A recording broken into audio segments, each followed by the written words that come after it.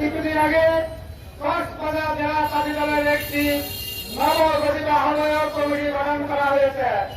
আমি সর্বপ্রথম ধন্যবাদ জানাতে চাই কক্সবাজার জেলা বিএনপির অভিসংবাদিত নেতা যিনি পুরা বাংলাদেশের নেতৃত্ব দিচ্ছেন জনতা এবং সালাউদ্দিন আহমদকে আমি ধন্যবাদ জানাতে চাই।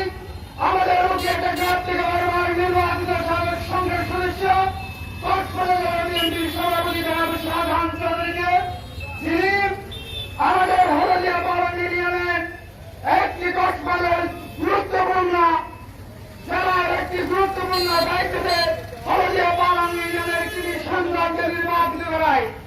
আমি আশা রাখব এই জাতি দল সেই সামনে আমাদের নির্বাচন, সেই নির্বাচনে প্রত্যেকাঙ্গ সংগঠনের মধ্যে সর্বোচ্চ ভূমিকা রাখবেন।